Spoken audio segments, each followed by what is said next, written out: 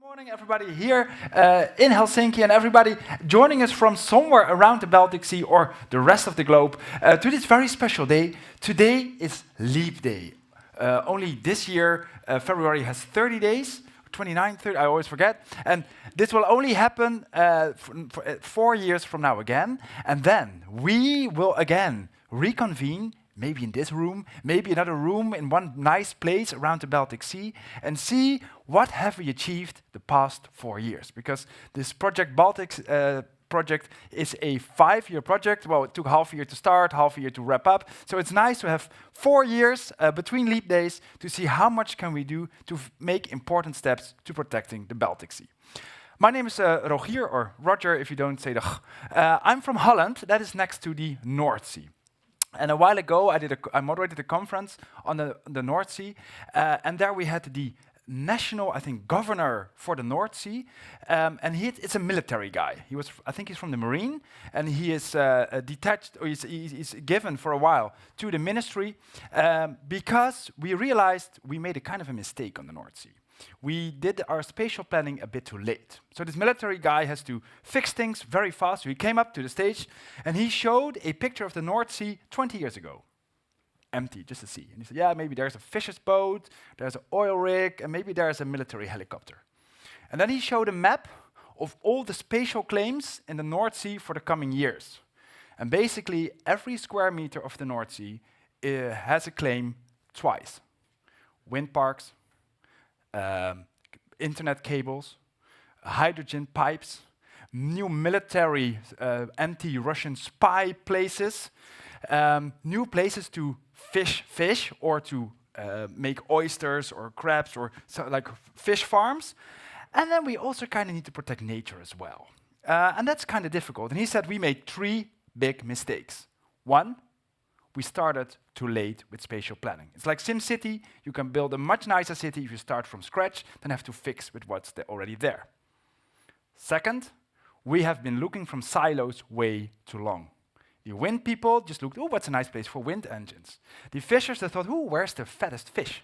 And the nature people just wanted to protect everything. No one talked to each other, and no one thought in an ecosystem mindset. And third, he said, we always put nature last. We first build all the things we need to do, and then, is there some place for fish to swim around? We're probably good. We have to turn that around. So hopefully, I've been told that the Baltic Sea is a bit later with building all these wind farms and development, so maybe you are still in time to do things, but you have to be fast, because also the Baltic Sea is a very delicate ecosystem. If you screw it up, it will take 50 years to fix what's gone wrong. So it's much easier to fix it now, or prevent it, than fix it later. Hopefully that's what you're going to do the next 4 years in this very important project. We're going to hear all about it. In that, we also want to know who you are. So if you are at home, hopefully next to your video player, you can click on Slido, then a Slido screen will appear next to your video player. If you're here, take out your phone and take a picture of that QR. Oh, you need a really good camera to take a picture of that QR code. Maybe we can have it reappear behind me. Or just go to slido.com and then hashtag Helcom24. It sounds like a really cool metal fest. And you go to Helcom, so slido.com, hashtag Helcom24. And the first question is, what are you from? And we're so many different people in this room and watching at home. We have to scroll down or zoom out a little bit to have all the categories, and some people here said, oh, you forgot some. But we have people from NGOs or INGOs, researchers, some people from authorities, so they don't make the policies, but they execute them and guard them. Policy makers, you make the policies. Educational institutions, civil society, offshore energy, a business association, fisheries. And we might even need to scroll down. And we have basically all the stakeholders here, but NGOs, you really have either too big interest in this or too much time to go to conferences. And we see there's shipping, fisheries, and offshore are kind of underrepresented, so we shouldn't forget them, because also they do important things in the Baltic Sea, and whatever they do has consequences for nature, and what nature has consequences for them. And you might even find a win-win solution, but that takes some creative thinking. Okay, and now the research that you're kind of slow to get onto the internet, but then in the end you're in a majority. Yeah, that's the how things work. Okay, that's nice to know a little bit what you do. The next question is where you're from. And this is a open question. Yeah, so write maybe the city, or if your city is not known abroad, just the country. Where are you from? And so also, if you're at home next to your video player, you can click on Slido, and it asks you. Then you can also answer these questions. You can also do it with your phone, but then you need 2 devices, whatever you prefer. Okay, Helsinki, Sweden, Espoo, but Warsaw, Austria. Yeah, very close. We all know Austria is next to the Baltic Sea. Oxford, also wrong sea. Mexico, Gulf of Mexico, also Belgium, United States. Oostende. Ooh, that's depressing. Yeah, it's really ugly. Always windy. But you have a really nice tram, so that makes up. Turku, Peru, Lithuania / Rotterdam. That's a nice combination. I'm from Rotterdam, beautiful place, just as Lithuania. Oldenburg, Sundsvall, France, Tyresö, Warsaw, Matsalukil. Okay, so we have a lot around the Baltic Sea and even Peru. So there's interest from around the globe. Yeah, and then the next question is, we so 4 participants typing. We give you a little time. Yeah, a lot of people are from Sweden. Yeah. Well, I come from Sweden yesterday because I tried to avoid flying, so I came by train and boat. And it's supermarkets in Sweden are expensive, so I can imagine you want to come here for a few days. It's really saves you a lot of money. Yeah. Okay, can we move to the next question? That's the question. What do you hope we achieve in 4 years? So in 4 years from now, we reconvene in this venue or somewhere around the Baltic Sea or in Peru. And we're going to look back at this past 4 years. What have we achieved? Yeah, I see people. Some people know immediately. Some people are really frowning and thinking, ooh, what do we want to achieve? And the first, better protection, healthier fish stocks. The goals, that's, yeah, very. Marine protection, common understanding, a well-connected and well-protected network of MPAs, more MPAs, cooperation, advice, healthier marine environment, prosperous Baltic Sea. Well, what could it mean? Healthy and restored, clean sea full of life. We agree on the protection goals and we start the implementation. So yeah, done talking in 4 years, just start doing. Effective protecting. Ooh, there's a lot coming in. Hello, good morning. May I ask you, who are you? Hello, good morning everybody. My name is Lasse Kurvinen from Parks and Wildlife Finland. Yeah, and what you're also going to do one of the workshops later. When has this 4 years been a success for you? Like when? Yeah.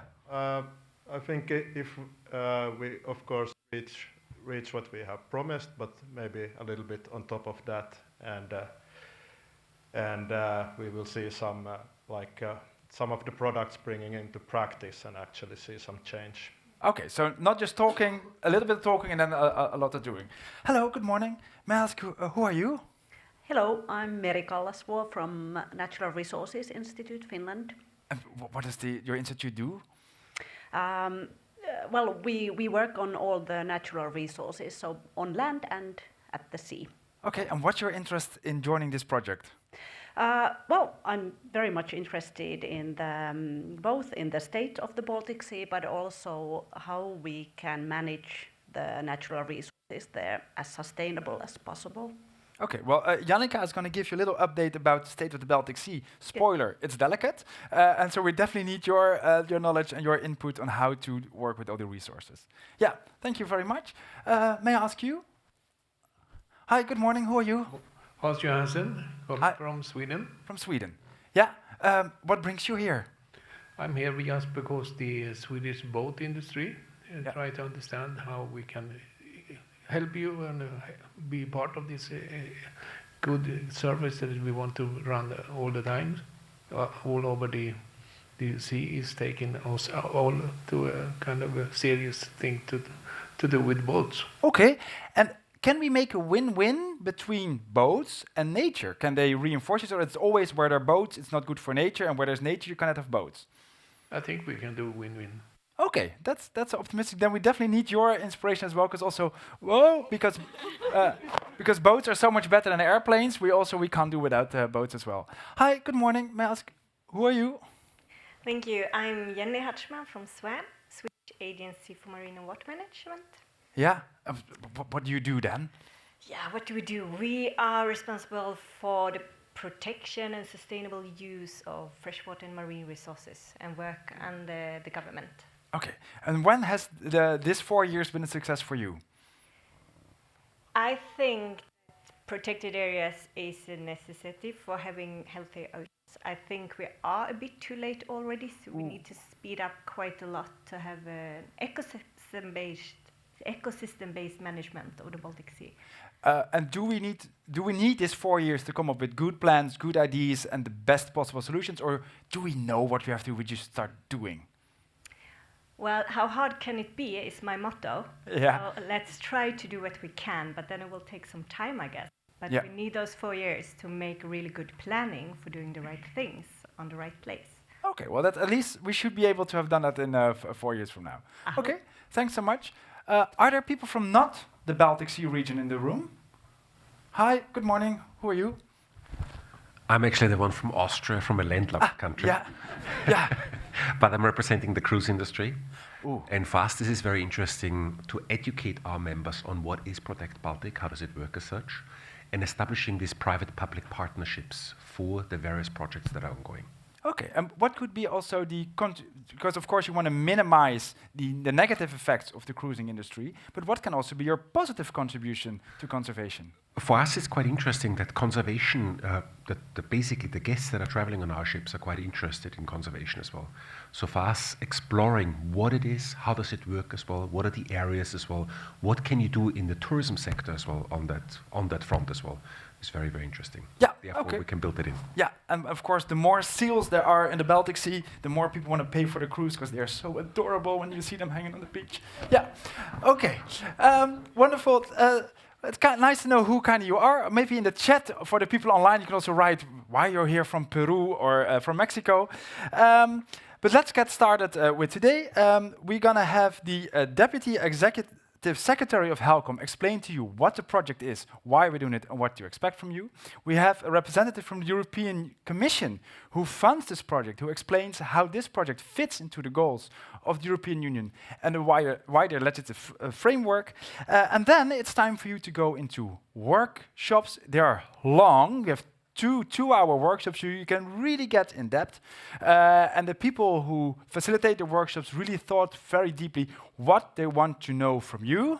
And today we're not going to solve anything. Today we're just going to see what should we be talking about the next 4 years, what are the controversies, what are the things we don't have to talk because we all agree, what are the things we need to know more, and what are you willing to contribute, not today, but also the coming 4 years, in knowledge, in time, in energy, to bring this project further.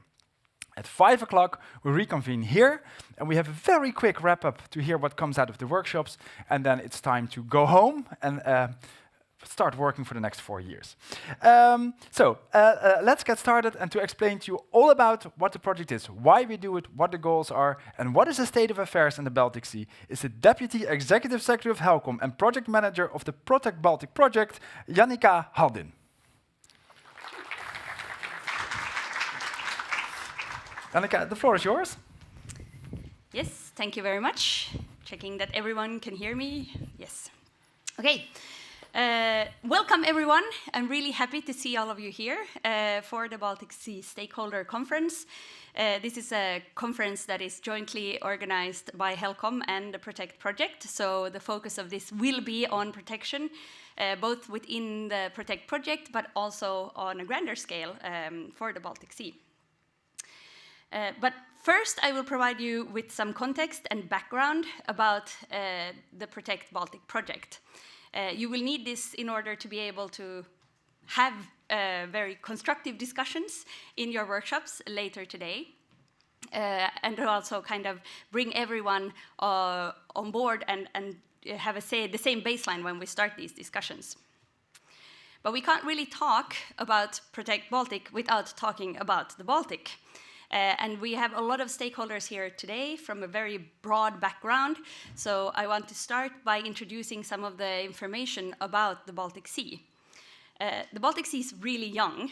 It's one of the youngest seas on the planet, if not the youngest. In its current format, where it's brackish, it's actually around the same age as the pyramids of Giza.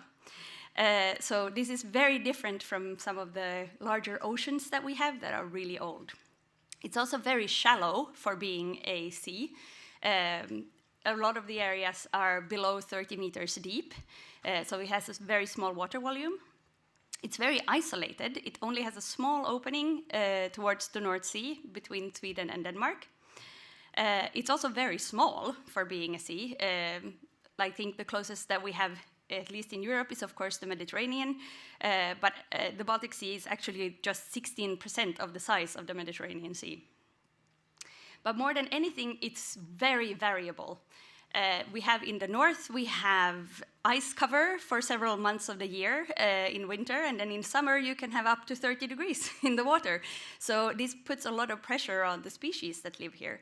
It's also very variable in the sense that we have a very strong salinity gradient.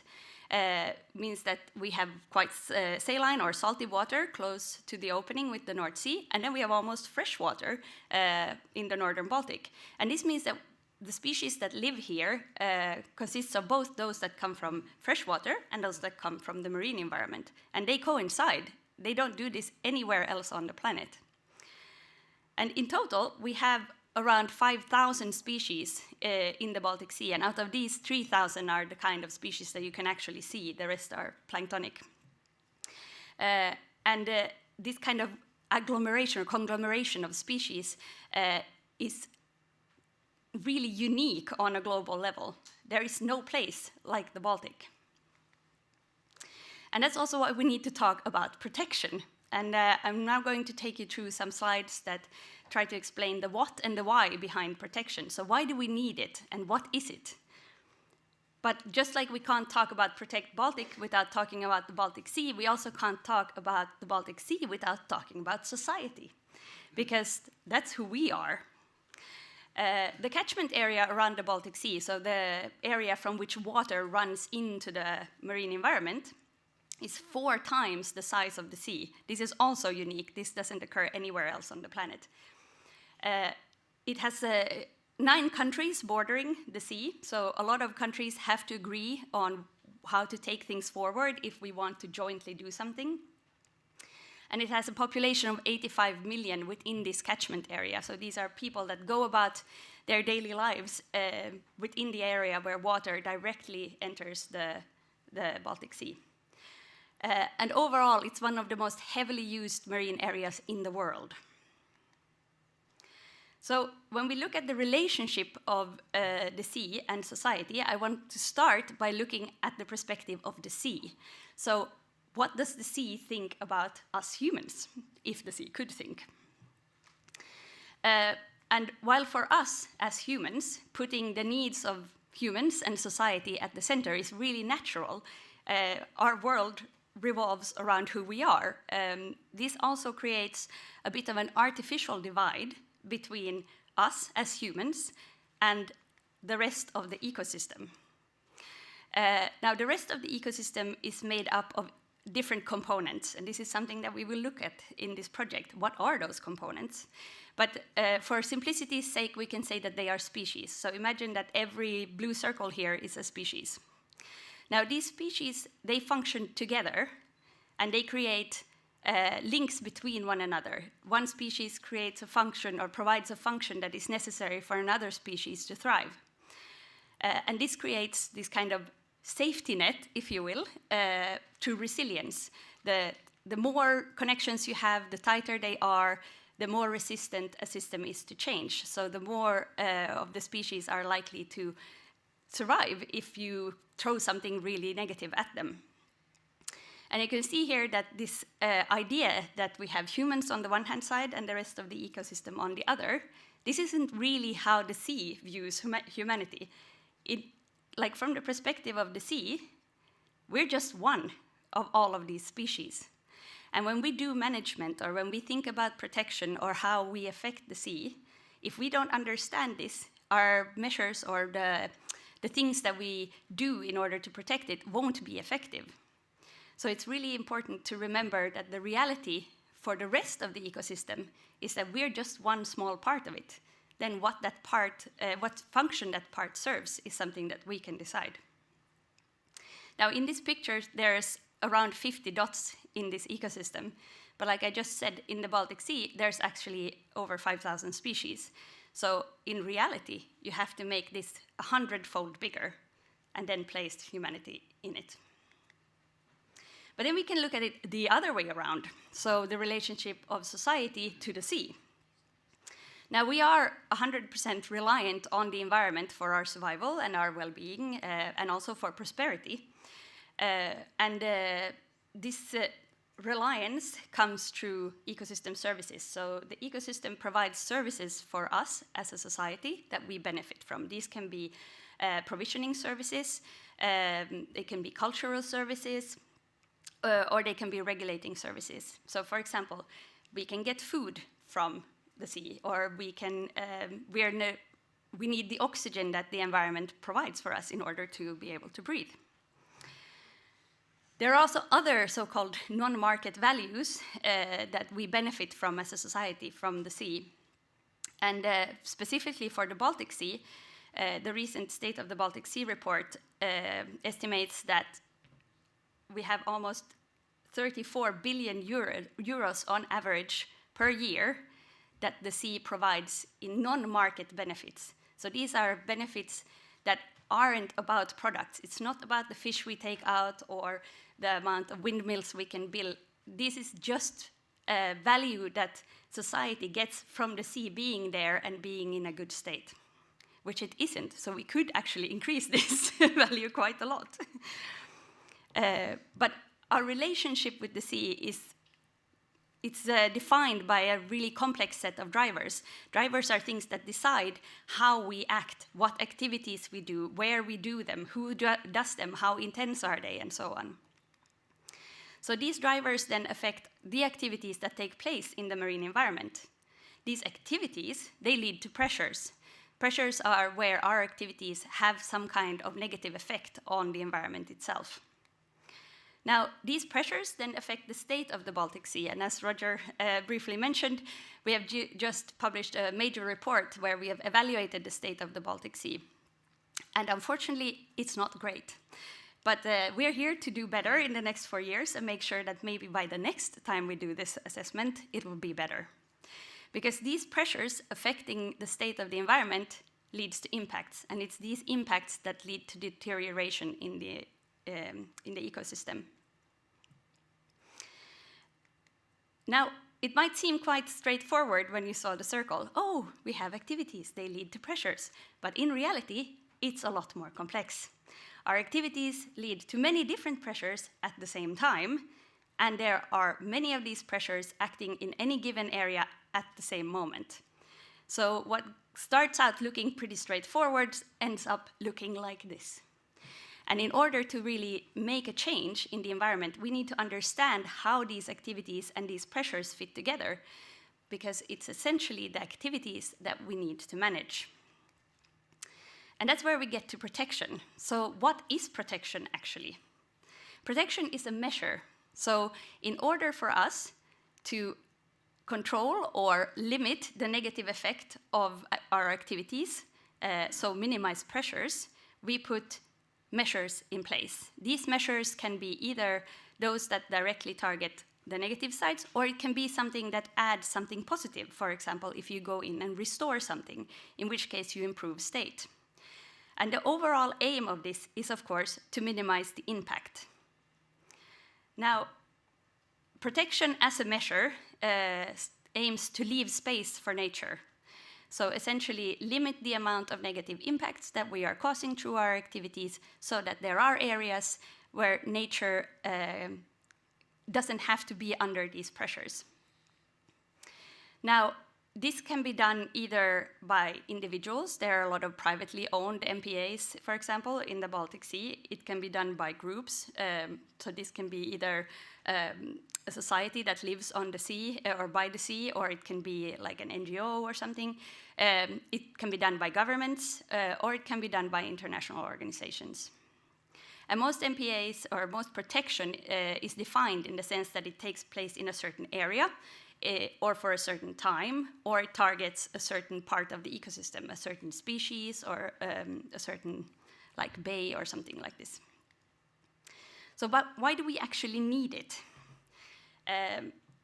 Well, this gets very complicated because here people's values play in a lot. And so people in this audience alone can have many different ideas of why this is needed or even not needed, depending on what your perspective is. But overall, protection is needed to secure environmental benefits. So essentially seeing positive change in the environment. Biodiversity does better, species are more resilient, and so on. But these measures, they also come with both societal benefits, but also potentially societal costs. Maybe not everyone can use an area in every way that they want. And this impacts the way that they get their livelihoods, or the way that they get to relate to the marine environment. And these are things that we need to take into account. Now, for several of the sectors that use the Baltic Sea, the status of the sea is really important to them. They cannot get the resources out if the status isn't good. This is fisheries, for example, and this is something we're really strongly seeing in the Baltic at the moment. We have fish stock collapse, which means that you cannot fish because there is no more fish to fish. So if the status would be better, this wouldn't be a problem. And it's beneficial for this sector, the fisheries sector, to have a better state of the environment because it secures more resources for them to use. There are also sectors in the Baltic Sea that don't rely on the status of the sea to be able to essentially use the sea for their needs. These are things like energy production or shipping, because essentially they aren't tied to the status of the environment. But here I would like to give you some statistics just to show why status improvement can be quite key as a tool and find these kind of synergies that we were talking about, or win-win effects.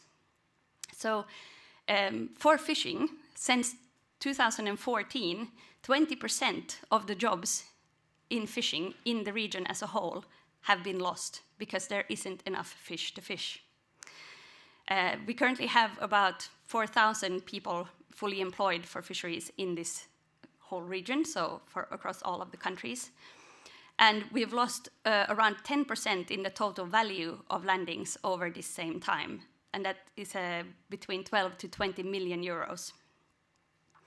On the other hand, we have a growing sector, which is coastal and marine tourism, which has increased between 35 and 50%. So this is a sector that directly depends on the Baltic Sea status in order to kind of get the value out. And this sector totals around 6.5 billion euros a year. Now, coastal and marine tourism contains a lot of different types of activities. You have accommodation, you have food and drinks, you have service goods, leisure activities, and so on. So it's a very broad sector, and each one of these relates to the status of the environment in a different way. But even in this growing sector, it's been estimated that we're losing 9 billion euros a year because we don't have good status. So with good status, this sector would benefit with an additional 9 billion euros every year. So there is a lot of win-win to be found here, but in order to do that, we do need to put measures in place and consider protection to secure this good status. Now, where does Protect Baltic come in here? So, in overall, we have a triple planetary crisis. We're looking at pollution, climate change, and biodiversity loss. And this is something that every country on the planet is currently facing. And because these are global challenges, a lot of targets have been set on the global level, for example, under the global biodiversity targets. But you can't solve these crises on a global level. You have to do the actual solving, the implementation on a much lower level. So we're bringing these global challenges down to try to find regional solutions. And here we have, for example, the EU Biodiversity Strategy and the Baltic Sea Action Plan. Now, all of these agree that we need to get 30% of the marine area under protection by 2030. And out of this 30%, 1/3 or 10% of the entire area should be strictly protected. And that's where Protect Baltic comes in. Currently, this is what the situation looks like in the Baltic. So first we start with the good news. The Baltic was the first region in the world to reach the 10% target. And as of December 2022, when the latest calculations were made, approximately 16.5% of the Baltic Sea was under protection. Out of this, 178 areas are what we call HELCOM MPAs that the countries have agreed on also jointly under the umbrella of HELCOM. And these amount to about a little over 13%. So that sounds great. But then we'll look at the not so good situation. We have incomplete knowledge bases to actually support decision making on where we should put new areas or how we should enlarge the existing areas. Currently, there's gaps in governance. There's also challenges when looking at an MPA network from a regional level because each country has its own governance structure. And there's insufficient use of adaptive management. Now, it took us 30 years to get to where we are now, and now we need to double this amount, more or less, in 7 years. And this is a major challenge, and one that I think all of the countries have now embarked on and also agreed to try to address jointly where possible, and that's where the Protect Baltic project comes in. In the Protect Baltic project, we're trying to tackle a lot of the challenges that the countries are facing under one umbrella. But it's not just about getting to the 30%. It's about getting there in a way that actually provides the biodiversity benefits, so we don't pour all this effort in and don't get out what we actually hope that protection will provide for us. So here is the logic behind what we are planning to do in Protect. We're counting on the fact that if we enable sufficient spatial protection measures, then it will limit the negative impacts of human activities, and long-term it will provide the biodiversity benefits. Now, Protect Baltic focuses on the first one of these steps because the two latter ones, they take a long time, and we will not, as nice as it would be to have a 20-year project, nobody would fund that. So we have to focus where we can do the most good, and that's here. Now, how do we get there? So in order to get this sufficient spatial protection, we have to look at good governance, we have to look at sound design and planning of protected areas, and we have to look at effective management. These are kind of the three pillars that you need to address in order to make sure that your MPAs are in fact effective. Now, when you look at governance, governance is a tricky concept. We will discuss this in a later workshop today. But we are trying to support governance vitality, make sure that there is legitimacy and voice for every stakeholder that is involved, and that there is transparency and accountability. Now, for sound design and planning, first, we need to make sure that everyone who does design and planning has an understanding of the social and economic context, and we need to provide this information. Then the designation needs to be done long term. We need to think about things like climate change. Then we need to identify major area values. So why are we protecting this area? What benefits can we expect to see? And we need to understand the threats and the challenges that these values are facing. And when we look at management, there are a lot of components because management is complex. It's essentially actually implementing all of these things that are discussed under governance and design. And these are all interlinked. They're not separate from one another. So also within the project, there is a lot of synergies and cooperation between the different components that do this work. So what are we actually working on? Overall, there's a lot of deliverables coming out of a 4-year project like this. We're looking at the governance components and the management components. So we're doing legislative analyses. We're looking at MPA management effectiveness. We're looking at sufficiency of measures. So essentially, are the measures that we're putting in place good enough to get us where we want to go?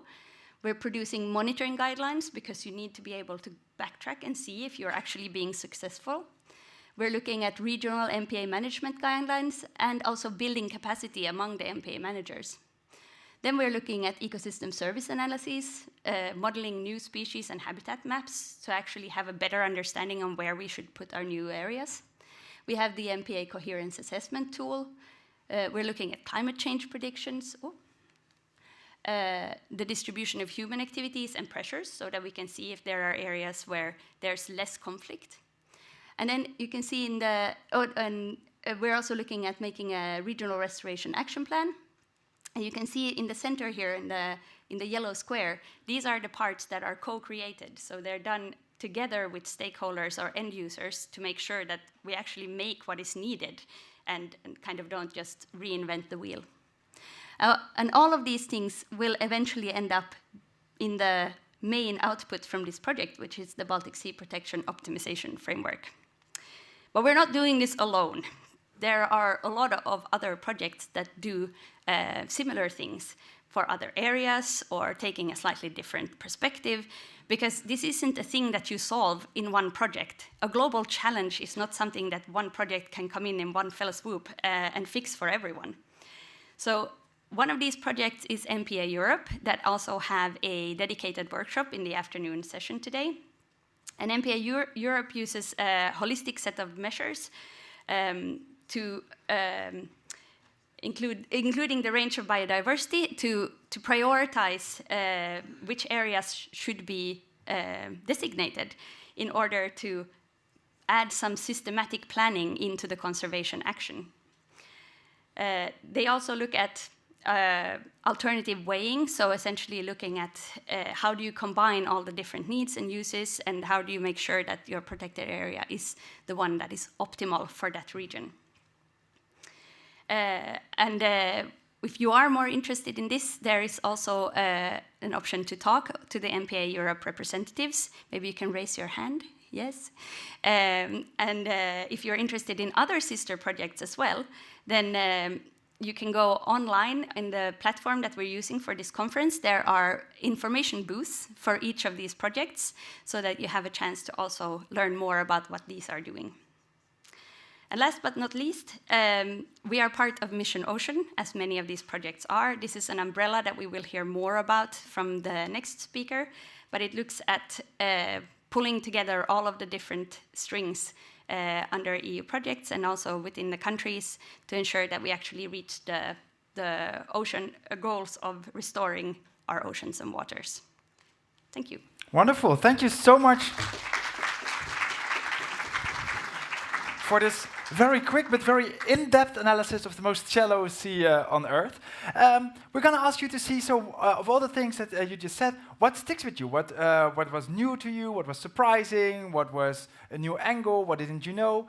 So can we see on the next Slido question, can we start it? What is the one thing that resonates? While you fill it in, also for you at home, the people at home fill it in as well, but for the people here, we take pictures today. If you don't want to be on a picture, either place one of those black things in front of your eyes or send an email to the secretariat. They will cut you out of all the pictures. I already saw a really grumpy picture of myself on LinkedIn. Maybe we can Photoshop that with a smile on it. That would be nice. What is the one thing that you take from Jannika's presentation? I see a few people are typing. What is coming up? Ooh, we're going to lose billions, and we need cooperation, the MPA Europe project. The pyramids of Giza. Yeah, they're not here, but they're, yeah. We now all think of the pyramids when we think of the Baltic Sea. Yeah, the great value of nature, both in money and in non-money. Complexity, ooh, yeah, that's a big one. Non-market value of the sea. Opportunities, social science, regional collaboration, we need to work together. Cooperation, we need to act, we need to do it, and we need to do it together. Yeah, and that's not always easy, because the more you work together, the longer it takes. It's not always easy. A dictatorship is much easier for action. Yeah. If there's one thing that you hope people will remember from what you said, what should it really be? Okay, so I hope that people would take away the fact that we need to ensure that what we're doing is actually strategic.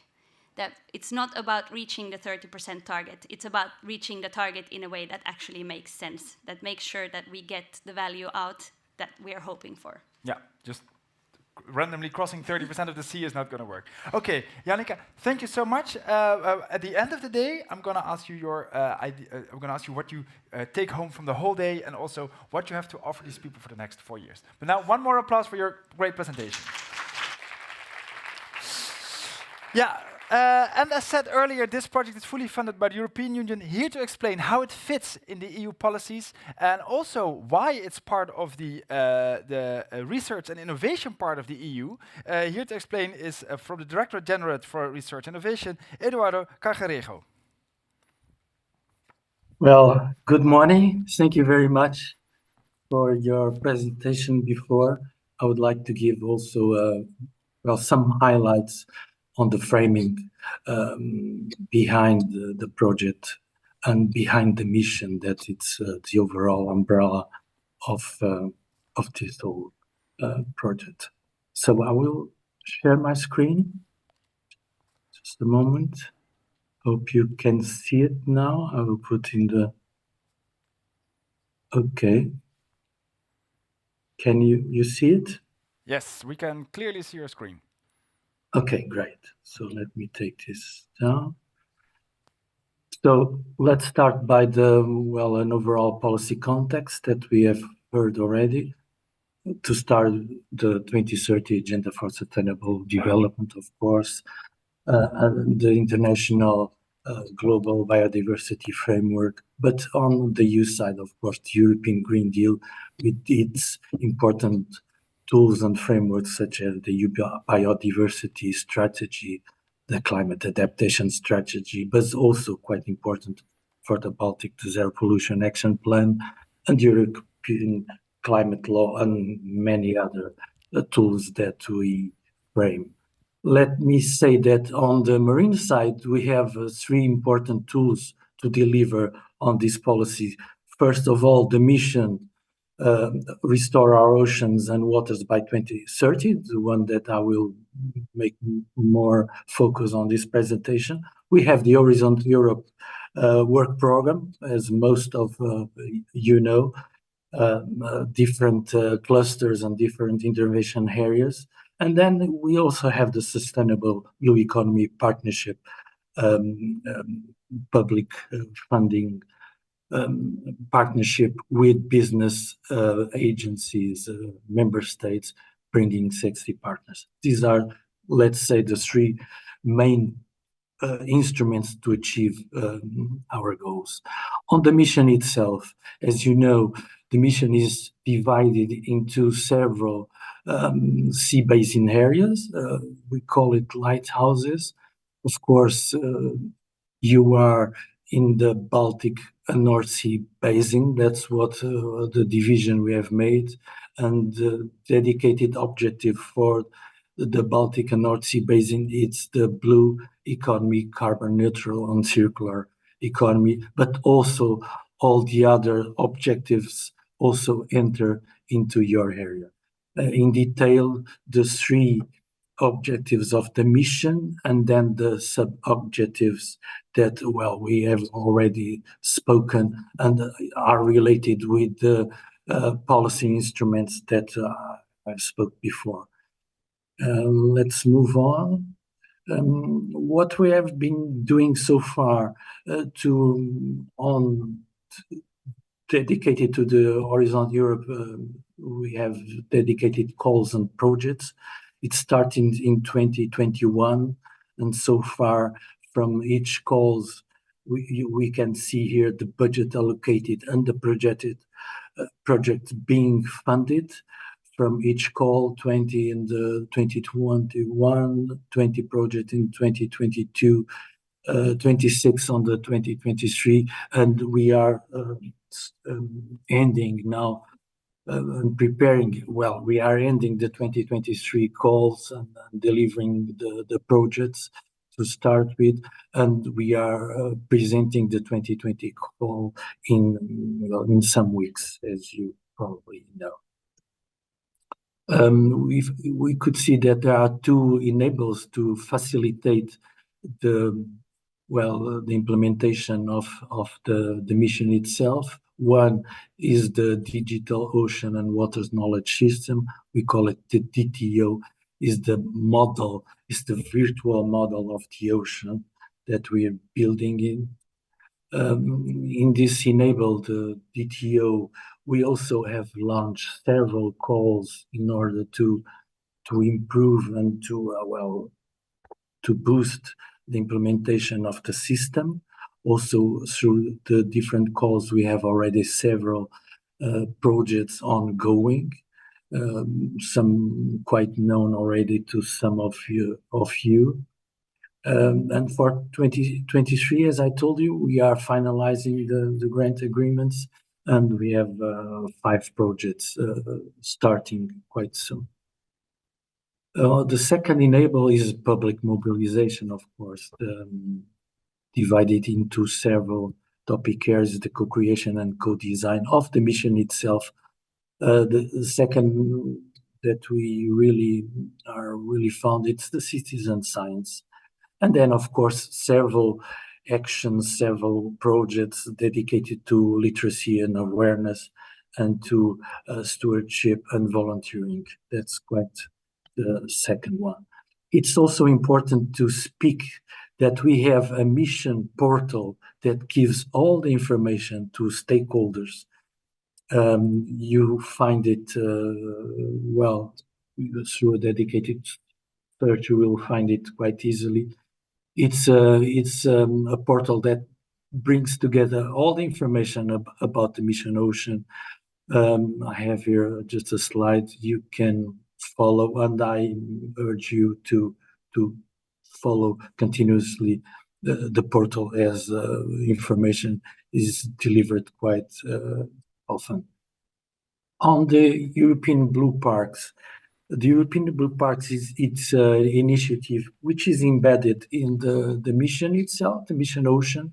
It has dedicated calls. We call it European Blue Parks, but they're really on the effectiveness of marine protected areas, as your project is dealing with. We see from the different calls that we have made, we are already in the 3rd year of calls. The project that have been granted, you are here on the 2022 call, Protect Baltic, but also Effective was the project that was chosen also in that year. For the 2023, which the topic was on the co-management, sorry, let me go back just. Was on co-management, the restoration and strict protections. We are about to also to deliver the project that I will kickstart. It's really important, this link between the project being funded. It's really one of the most important issues, this networking of projects. And to deliver Eduardo, may I ask you to wrap up, because we're kind of out of time. Can you come to your conclusion, please? Well, I'm a bit far, but I will. So on Blue Parks, this could be important. The community, we were trying to build a community where you will enter as a stakeholder. We see here the division per areas. So on the Blue Parks community, we also have a research portal, community portal. I urge you also to follow the portal so that we can, you have dedicated information. Well, we have a political buy-in, high-level buy-in of the mission already through different governments. Also on the Baltic and North Sea Lighthouse, we had a high-level event already done. One important tool is the mission charter that it's quite important. It's a pledging where you can propose your actions to the charter. They will be then followed and accompanied and supported. Already overall 450 actions submitted, which is quite important, with a big budget mobilization, also divided into the sea basin areas. This total budget of the pledges for the mission an overall map of Europe, a dedicated map on the Baltic Sea, and who is pledging the mission. And upcoming events, quite important for you to know. Next week, it will be a full week based on the EU Ocean Days. Plenty of things happening. I highlight, of course, this second Blue Parks Community Workshop in Brussels. The European Ocean Days, as I told you. And the next Digital Ocean Forum information on the 12th and 30th of June. Okay, thank you. Bye. Thank you so much. Yeah, you get applause from us in the room and from the people at home. It's great to hear that fits really well into an EU-wide perspective, that you have a long-term perspective and that you put your money where the policies are. And let's hope you keep a straight spine and continue having these policies also on the long term and not have it watered down. Thank you so much for your support. Really appreciate it. Ladies and gentlemen, it's time to go into our workshops, but not before you have filled out our survey. If you haven't done so, it was the first questions when you walked in or when you logged in. We put it back on the screen. We need your answers to these 2 questions because at the end of the day, something very important will happen to them. I cannot disclose what it is. We won't sell it to foreign nations, but it's crucial that you fill in this survey. So, so what is the role of protected areas in achieving this ideal? That's the second question of 2. So if you open this, you have a 2-fold question. Why should we do that? And what is the role of protected areas? If you have filled out these 2 questions, not before, you are allowed to go to your workshops. And yes, do take a coffee when you get there, go to the toilet, but you are expected in your rooms at 11, so no time to socialize or have some fun. Go straight toilet, coffee, workshop, but there will be lunch. That's a long time. It's good finish lunch, so there you have time to socialize. I see you back at 5 o'clock, unless you're in the youth workshop, because then you're going to work with me today, and we're going to see how we can make all these adults stay on course and give them some youth energy. Thank you so much. See you back at 5. See a lot of survivors from today. That's good news. We have a few more things to do. First of all, I want to know from you, how did you like your workshops? We have the Slido. Can we have it also on the big screen? What was your most surprising thing that happened at your workshop? A new idea, something that you didn't expect, or some really stupid thing other people said, or some really wise words that you heard for the first time, or a new perspective that you heard. What was the most surprising thing that happened at your workshop? This is also for the people at home, if you're still with us. So go to the top right, click Slido, and then the big question is, what was the most surprising thing that happened at your workshop? If you are still in a different Slido from your workshops, you might have to re-enter the hashtag, which is Helcom24. After that, we are going to hear from the workshop facilitators, how their workshops, what are the 3 key messages from them. We're going to specifically pay some attention to the youth workshop, because they have some very important messages for you as well. And then we are going to reveal what we've done with this. In the morning, we asked you fill out a survey, some words. We're going to reveal what kind of fascinating thing happened with that. And then it's time to go home and start working for the next 4 years. That's basically all we do. So I see the first thing. Salary for the sea. Oh, that's nice. Tech problems, new perspectives. How complex everything is. Oh, easier than expected. That's the other side. The Baltic Sea was a lake 4 times. Really? Okay. Failed technology. Yeah. So far, the technology worked surprisingly well today with us. May I ask you, in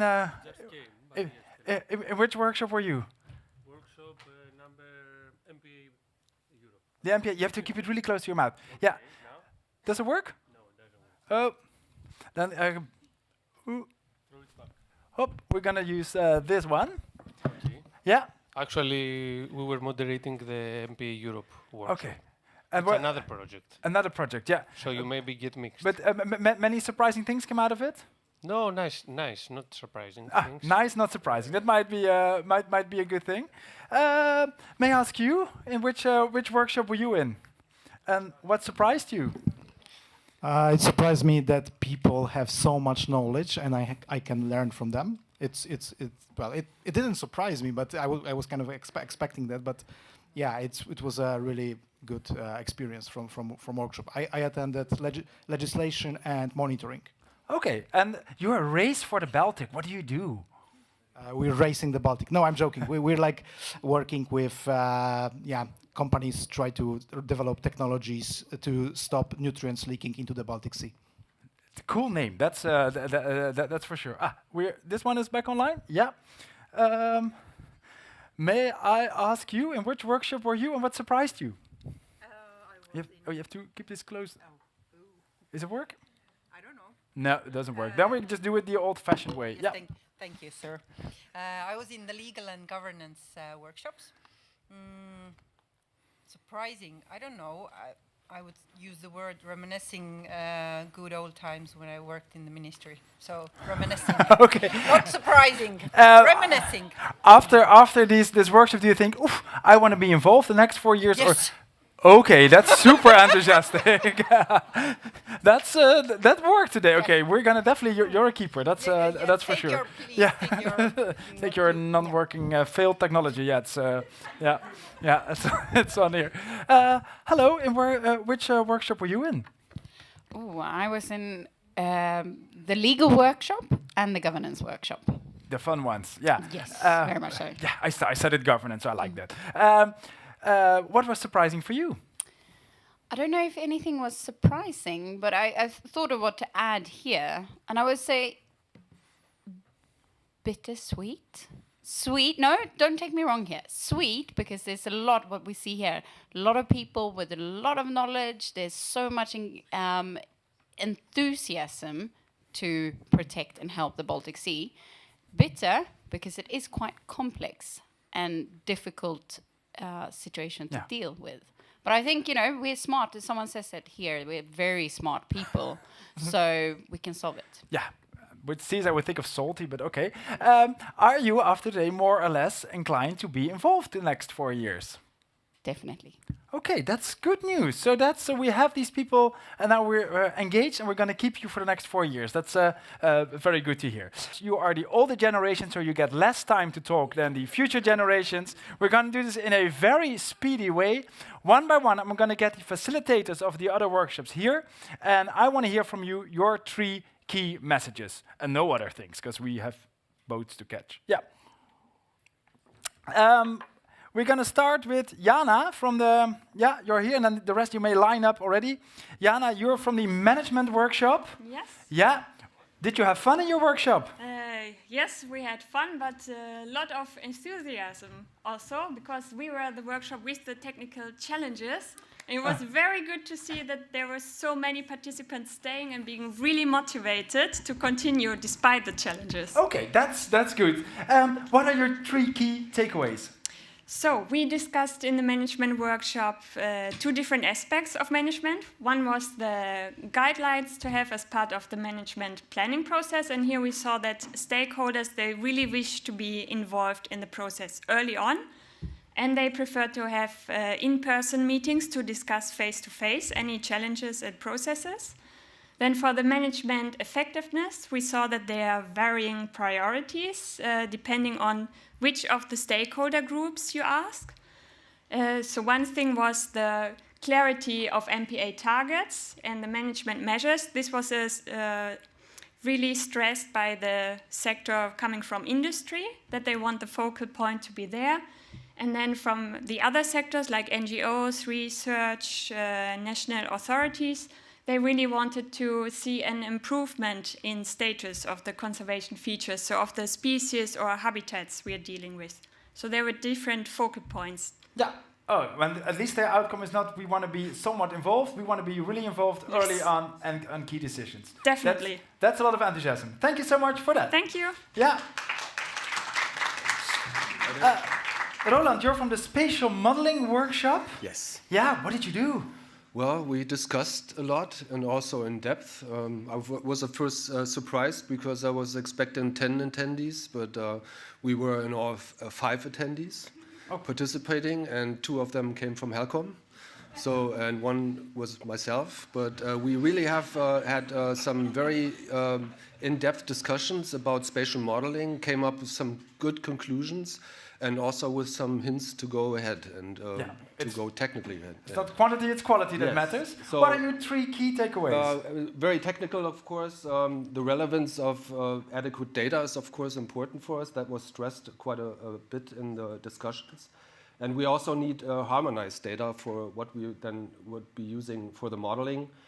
What was surprising for me, we came up with some ideas for alternative mapping approaches, using more a nested modeling approach, using different resolutions across the Baltic Sea. The importance of confidence assessment was stressed as well, meaning not only the modeling itself, but also how confident is the map that we produce. Yeah. And at last, of course, the further outreach from the project to the stakeholders. That was also something that is was recommended for the future. Not only also then telling them or getting some feedback on how the data was used and how well we could improve the modeling in the future. That one I understand. The first 2 ones I have difficulties understanding what it means. I'm not an expert. Yeah. What is the main thing for me? That I can understand? Okay. The main thing for well. Ooh, this is so technical, but if you see the entire Baltic Sea and you try to come up with one map, we do it in terms of raster cells. And until now, we're thinking about using the same resolution of raster cells across the entire Baltic. But how about producing maps with different resolutions for different regions, with more complexity, for instance, and also data availability? That was something that was most important for me, and maybe you could understand what I was saying. But basically, if you're going to drive on the highway to the south of France, you need a different map than if you go on a hiking tour. Much more details for different reasons. I'll just try something. But for different purposes, different resolutions. Exactly. Exactly. Okay, thanks a lot. Then we have Lois of the Ecosystem Services Workshop. For people like me, explain what is an ecosystem service? Ecosystem services is basically all the benefits we get directly from ecosystems. And you express it in money or in other things? It can be in multiple ways. I guess a lot of attention has been on monetary values because that has a lot of impact on policy particularly, but there's also non-monetary values, there's the natural intrinsic values of the ecosystem, and then there are socio-cultural values, for example, religious values connected to ecosystem aspects, that kind of thing. Okay, that's also in the youth workshop it also came up, cultural things related to the sea. What came out of your workshop? Well, there was kind of 3 points that kind of came out that we thought were common to the 2 workshops. The first is that ecosystem service results and outputs need to be more directly applied to policy and shown to policymakers that, this is a reason why we should have these policies that protect these various ecosystems, but also in various levels of education to try and make the ecosystem service outputs that we all here, many of us at least, are trying to produce, more accessible and understandable, for example, to younger people around the Baltic Sea. So that was one thing. And then understanding valuation. Very many people are very interested in valuation. It's a hot topic, but it's so complicated. And there's a diversity of values and methods that can be used to understand how we can value these things. And I think probably one compromise we reached in some of the workshops was that maybe we need to really consider an equal, or not equal, but a diverse collection of these methods in our assessment. And the last one was actually more of a question for everyone to take home and think about. But what can different sectors do to service nature? So flipping the focus rather from what nature gives to us as a service, but what also we can give to nature. I don't have an answer, but it's a question. Often if I say I'm going to give something to nature, that's not something that nature really needs. Okay, well, from very concrete to very philosophical, a lot of different outcomes for your workshop. Thank you so much. And then we're going to talk about the legal frameworks, and here we have Niels. Yes. Thank you very much. Thank you very much. So yeah, no, I think we had a good discussion going in our workshop. These outputs here might not seem very revolutionary, but perhaps also reflecting some preconceived ideas. But we had very many good examples and illustrations of how this is reflected in practice. But since we were only to mention 3, we brought 3 items. Okay. What are those? Yeah, so the first one here relates to a rather well-established problem in marine governance relating to law, and that is the fact that marine regulation is inherently very fragmented. It's divided based on sectoral basis, also on regional basis, you could say, but I think most problematic is this sectoral division, and it's central and absolutely key to develop MPAs to be able to overcome that fragmentation and enable and force actors to cooperate. And that goes for law, but I mean, reflecting law and policy also on the level of organization. Yeah. And connected to that, and perhaps similarly, the rules themselves must be reformed in order to promote integration into common rules and common frameworks. Without that, it is very difficult to make trade-offs between objectives across different sets of rules. And I think thirdly, and perhaps slightly differently, and this is perhaps one that also would apply to other issues such as marine spatial planning, that there is this tendency of thinking that conflicts of interest will be resolved if we allow actors to engage in dialogues which often become very lengthy dialogues without delivering much. So we think it's absolutely vital to realize that in some cases, or even in many cases connected to marine aerial protection, trade-offs needs to be made. And one must come to a point where perhaps mediation needs to be brought in or something similar, but in any event, one must come to a point where one realizes that this dialogue no longer serves any useful purpose. Yeah. We need to make a decision. Yeah, if we keep talking to have a winners-only solution, there's no fish left in the Baltic Sea. Perhaps. Yeah, yes. Okay. Thank you so much for this news. To talk about the MPA portal workshop is Kimo. First of all, what is the MPA portal? Thank you. Yeah, it's... in this project, Protect Baltic, we are collecting a lot of data, and lots of it is related to these marine protected areas, MPAs. So we are aiming to provide one hub which would collect all that data in the same place. So that's the aim for us. What are your 3 recommendations? Yeah, well, these are kind of the winners of the raffle, which I did. We had so many different good ideas there. But this simple but informative is something that it was mentioned several times that they want to have something which is easily, like it's simple on the outside, but if you want to go deeper, then it's easy to find more and more data inside there. So it means basically that. Then this was mentioned also that it shouldn't add for the workload of people, let's say MPA managers, for example. So they don't want to have another step to report for their work or something like that. So it should make their work easier instead of making it harder. And then this map functionality was something that we are not offering in our current implementation, and it was mentioned in several different instances that it should have it, and different kinds of functionality is what you can do with the maps. Okay, so but if you need it simple for the user and simple for the people who feed it, you need a very smart thing on the back. Yep. Yeah. Oh well, good luck developing that. Thank you so much. And from the restoration workshop is Lasse. Good evening. Yeah. What did you? The restoration workshop. What did you talk about? quite a lot of different things. Among them, what is restoration, for example? Oh, that's very basic, yeah. And did you come to a conclusion of that?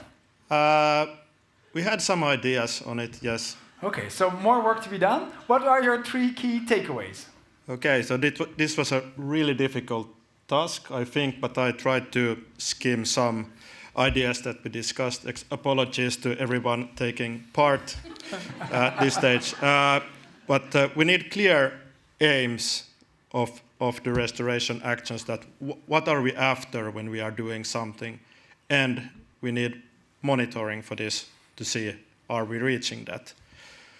And when we are doing prioritization of actions, we need to think about it really clearly and hopefully have also some data to support our work.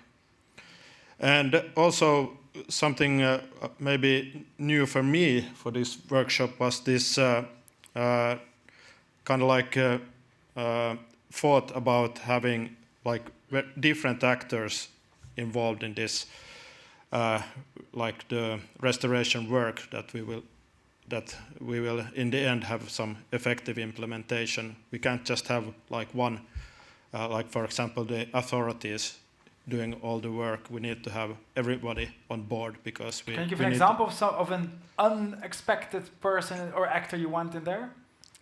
Well, maybe from the industry part, in a way that I think it was also related to the management workshop in the morning that I was attending, that there might be an interest to take part, but what are the incentives, and also how to manage the risks.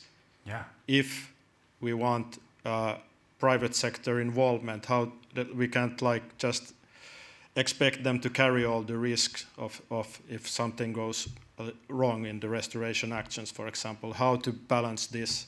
Yeah, yeah, and if you do that well, it accelerates. If you do it badly, they slow it down, so you need to think about it, but it might be very important. Yes. Okay, thank you so much thank you. for this. To talk about what happened in the governance workshop is Jannika. Yeah. Yes, hello. How did things go in your workshop? Yeah, it went really well. We had a very kind of active and dynamic discussion, and one of the comments, or the most frequent comments afterwards, but like everyone was a bit overwhelmed. But I think that is a good sign, because it means that people really have given it their all, and kind of challenged their own views and also the level of commitment. That's very good. What are your three takeaways? So these are the combined takeaways from the online and the physical workshop. So the first one that we looked at is what is governance? And overall, some things really stand out from these discussions. First of all, it's not just one thing. It's the processes, it's the structures, it's the principles, and it's the enablers that make us be able to take decisions. And we need to look at governance from these 4 perspectives if it's actually going to be effective. Then we looked at strengths and weaknesses of current governance for MPAs. One thing that popped out in both workshops as the most important one is cooperation. The fact that we have good cooperation possibilities and also good cooperation structures in place, so that we don't have to start from scratch. But then there were 2 kind of different weaknesses that came out, one of each from each workshop. One was the fact that we keep prioritizing economic interests over the interests, if you will, of nature, and that this is or like it's not supporting the protection efforts. And then the second one, I see, has slid off the slide a little bit, but that there is fragmented governance and fragmentation of legal frameworks, and this is very similar to what they were talking about in the legal workshop, I realize. Yeah. And then lastly, we were looking at solutions. So how do we address these weaknesses? So first of all, we need to engage people at different scales, from the kind of local all the way to the global, and we need to do this in a way that allows us to do transformative change of the mindset on how we view our relationship with nature in order for governance to really provide biodiversity benefits. So we need to move from humans versus nature perspective to a perspective that humans are part of the ecosystem, and we need to take care of it also for our own sake. That sounds wonderful. Thank you so much for this. And from the monitoring workshop, we have Georg. Yeah. Did you have heated discussions in your workshop, or did everybody agree? We had a very nice and very energetic discussions in our very small group. Okay. What came out of it? It came out of it quite a lot of things, so I just picked up some of the issues we were discussing. The first one, we agreed that monitoring is a very important tool in the managing of MPAs. So this is the way how we actually understand is the thing what we are doing in MPAs, the right thing, and does it go in the right direction. So also we discussed that MPA monitoring programs should be aligned with other monitoring happening in marine environment to be able to compare, to be able to understand that what we see in our MPA is actually a result of management actions, not just a part of the climate change or something. Yeah. So that's an important point. And yeah, this is also very good. So it's very important to guarantee data reliability, accessibility, and comparability. So that means that everything what we collect should be high quality, should be comparable with other sources, and very important is also that everybody who needs the data can get it. Okay, and this sounds very much alike with what they talked about in the spatial modeling workshop. So I think More or less, yeah. You align this. That's really, really good. Okay, thank you so much for this. Yeah, and then we have one person online, Ulf. You are in our Zoom, and you did the coherence workshop. Well, was there coherence in your workshop? There was. Can you hear me all right? Yes. Very good.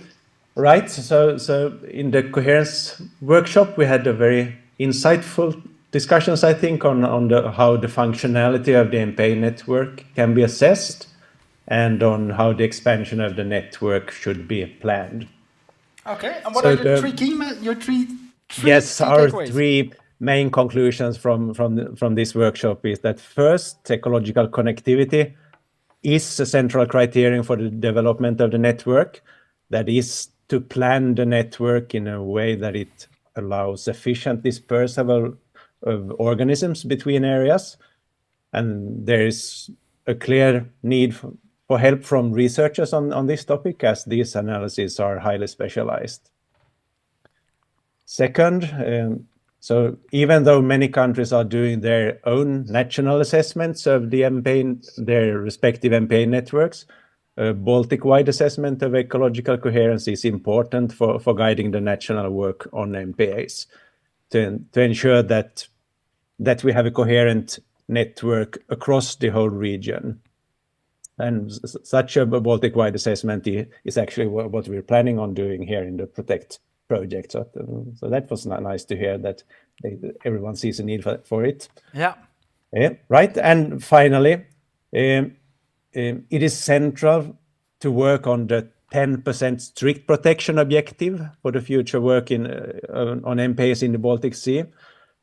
For example, there is still not an official definition of what strict protection actually means, but we still know that there are very few strictly protected areas so far in the Baltic, as for example, fisheries are not allowed, are still allowed within most MPAs.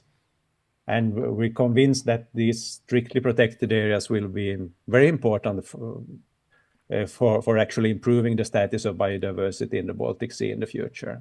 Okay, wonderful. Thank you so much. And then from the MPA Europe workshop, we have Belinda. Hello. Hi, what did you talk about in your workshop? Yeah, we talked about systematic conservation planning, our science approach, and how we can how those results can be made available to anybody who wants to use those results. Yeah. What are your three takeaways? So the first it was very difficult to summarize, but the first message we had from our online workshop was that projects like ours, like Protect Baltic, like our sister projects in Horizon, can be a really helpful bridge for engaging between the science of MPAs, the NGOs, the people who are passionate about MPAs, and the marine spatial planning communities who have the job of planning our sea space. So that comes back to, it's really important to engage beyond our boundaries of our disciplines. A second interesting point, we were very science heavy in our room, I would say, people who are real experts on marine biodiversity. It was very nice that we had the business voice represented, though, and I think it was a key takeaway for us was to really think about the business and public perception of what does it mean, why should we protect marine biodiversity, what do you mean by that, versus the decarbonisation debate where business is really engaged, really driving the change. And are there opportunities to cooperate actively with business to bring some sectors onto our side to help us with marine protection? Yeah. And then thirdly, we got nice feedback online that our approach can be really helpful for regional or transboundary marine spatial planning because of the scale of data we're using. But in person in our workshop, we heard that it would be helpful to elaborate our methodology and how that can really integrate well with lots of great work going in the Baltic already, which is an active sea space for marine science. How can we work with Protect Baltic, with initiatives in Finland and Latvia that are already doing active work to look at marine planning and marine protected areas? Yeah. How important is it for people that we're going to work so much to protect the Baltic Sea the coming years? So they sometimes zoom out and look at what happens in the rest of Europe. Well, is that important? Yeah, I think it's really helpful. Our project is different, but similar to Protect Baltic. We're looking at all European sea basins. As I said, the Baltic is very advanced in terms of data and gathering and science. Some countries are more ahead of one another in terms of marine spatial planning. But biodiversity is where it is, and some areas have greater richness than others. And we need to meaningfully protect it where it is if we want to get the best conservation bang for our buck. And I think our project can help put the richness of species in a European context. And yeah. So there's definitely something to bring and something to gain by cooperating. Yeah. Okay. Yeah. Thank you so much. Also, you get some applause. Yeah. And it's 2024, so why would we be doing our work ourselves? That's also what we thought. It's much easier to make AI do it. So we asked you this morning, feed us some things we should feed into AI. We just uploaded all your suggestions into an AI generator, and AI made for us a video. However, you might spot some irregularities or things that are not correct because it's early stage of AI. So watch carefully and see if you can spot things that we need to correct before we publish this online and be slaughtered that people say, that's not in the Baltic Sea. So here's what AI made of your suggestions.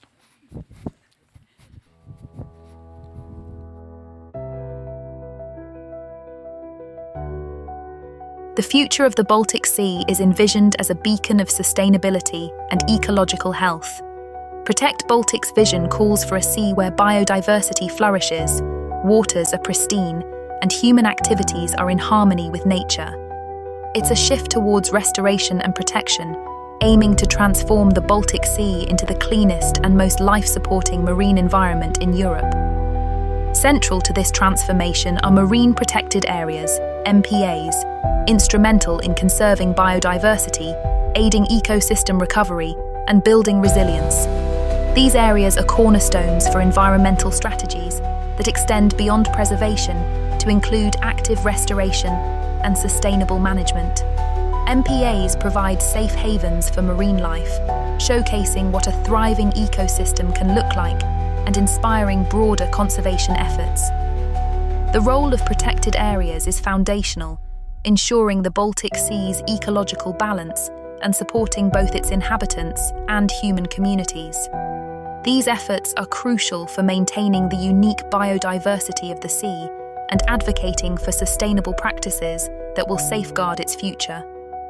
As we move forward under Protect Baltic, the collective commitment to the Baltic Sea's health signals a hopeful horizon. With each step towards restoration and protection, we come closer to realizing a vibrant, resilient Baltic Sea. Together, we are building a legacy of sustainability and ecological harmony. We are not just hoping for a better future, we are creating it. The journey is challenging, but with continued dedication and collaboration, we are going to make it. Wow. Yeah, so if you spotted anything irregularities, email it to the organization. They will correct it a little bit, and then I think the take-home message is everything becomes epic with epic music under it. Yeah, Jannica, come join me. Yeah, Thank you very much. This is it for today. We've done a lot. Are you satisfied with what happened today? Yes, I am really impressed by all the workshop outcomes actually, and by the level of commitment and like input that we've gotten from everyone that has taken part. I am very pleased. Yeah. Today is just a start. Much more work has to be done in the coming years. How much are we going to ask from all these people to contribute before we meet in 4 years from now on the next Leap Day? I think that depends on the people who are actually here. If you want to have a good stakeholder process, you need to engage the stakeholders that are interested. You cannot force people to take part in processes they don't want to take part in. That does not result in any kind of good and constructive communication. So it essentially depends on how much you guys want to be involved in the next 4 years. And we're hoping, of course, from the project side that you will all shout out, yes, we want to be involved. But there are many different things going on in the project, so people have different interests in different aspects of what we're going to work on, and we're hoping that we can engage you where you care and want to be involved the most. Okay, so there's no one-size-fits-all solution. It really depends on what topic you want to be involved on, because the topics move in a different speed. It also depends on your personal interest. It's a bit of mix and match, and we're going to see if we can mix something for everybody that it matches their desires. To help us a little bit with that, we have this is really the last thing you have to do on Slido. So both at home and here, get your phone the last time. We have a 2-question survey. The first one is, how do you want to be involved? And the second one, on what topic? And then we're going to make this matrix of see how we can do it. While people fill this out, what's going to be the next step? I think the next step within the project now is to take all of this input that we've gotten and integrate it into the work that we're planning to do. There are several work packages. They correspond with all of the different workshops that we've had today, and each kind of strand of work that we're going to do will now look at how can we take this on board and really include it in the work that we're continuing with for the next 4 years. And some of it might be included already at the start. I think, for example, in the MPA portal workshop, we got a lot of input that we need to consider almost immediately. And for other strands, it might be that some of the input only can come on board or be taken on board a little bit later. So it's all going to go into the project, but it might not do it at the same time. Okay, but things are moving. You will be asked to contribute more. It will come, and we're going to try to make a match. Do we already know where we're going to meet in 4 years from now? No, we don't. We do plan ahead really well, but not that well. Okay, so that's still with something to be decided. I think it would be wonderful. Just the idea to meet on Leap Days is a brilliant plan. We're going to see where it's going to be. For now, I just want to thank you. Have a safe trip home, and yeah, you're going to see a lot of each other in the coming years, and I also hope you had a lot of fun. What is some message you would like to give to people when they drive home or take the metro home or just zoom out of the website? What is one thing you hope they think about tonight or tomorrow? I hope that everyone feels that you are a little part of a much greater solution in what you have contributed today, because that's really what we are hoping for. That sounds wonderful. Thank you so much. A last round of applause. Yeah, thank you so much. So we're going to close off the live stream for the people at home. And for the people here left in the room, please come here on the stage and we're going to make a nice group picture. Yeah. And you have proof that you were here. Yeah.